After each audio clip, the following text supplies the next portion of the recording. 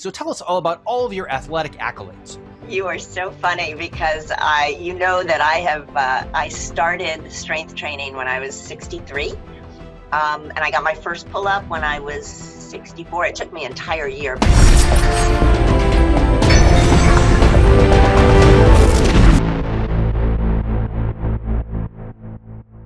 So I always love to come out of the gate with the really difficult questions first.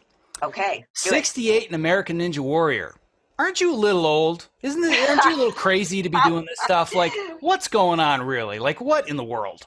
You know, a lot of people say that to me, and I know people that are my age. They look at me strangely when I'm on the set, ready to go on competition, and they'll say something like, "You're competing," and it's like, "Yep, I am." I'm like, now, how do they know I'm older? And so I guess the gray hair must give it away.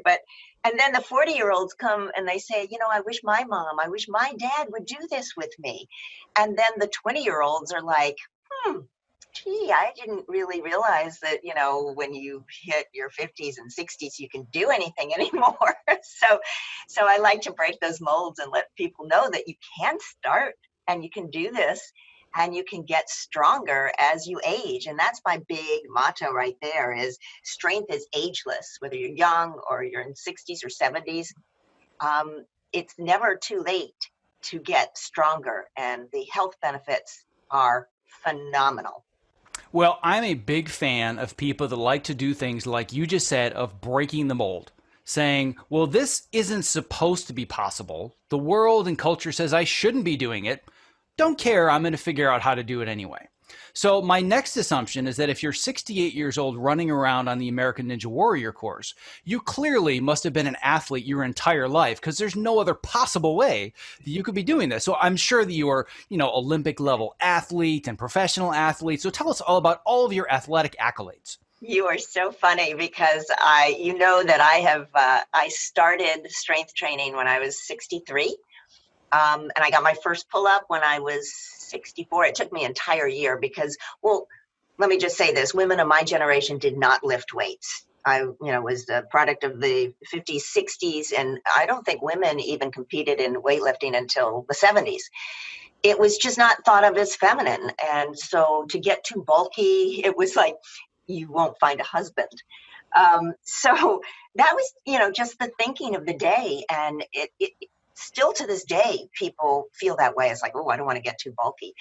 Whereas now I think people are thinking that healthy is beautiful. Healthy is strong. And it just exudes your health, I think. So you can get started, as late as I did. I did not do sports, to answer your question. But I was a dancer. And I moved to New York to become a dancer. It's very different. I didn't have the upper body strength that you need, but I had the discipline to keep going and keep focused in what I wanted to achieve.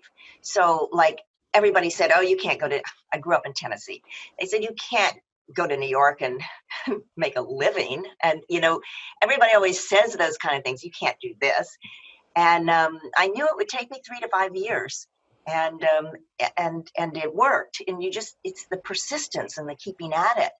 And I got a divorce at one point after my, kids were like, let's see, they're 6 and 8, and had to move out of the city, which was absolutely devastating to me.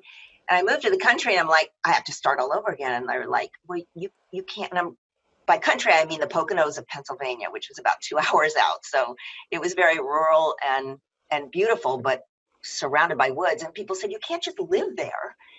And it was difficult, but I feel like it's almost like a challenge. It's like another obstacle in front of you. Like, what do you mean I can't do it? Well, certainly I can do this somehow. I can adapt. I can find it. It's like looking at the obstacles and go, well, I can't do this. I've never done it before. So, how can I strategize in order to do it best my way to get through it? And I feel like I've been faced with that many, many times. So when I saw my daughter on American Ninja Warrior, I was just astounded at her grace and strength and health. She's so healthy looking. I said, Jessie, I want to get stronger. And she said, well, do pull-ups. Huh. Well, that was a joke. So there I got my little pull-up bar in my little closet, and I'm like moving away and trying to, lift 120 pounds, which was impossible, pretty much impossible.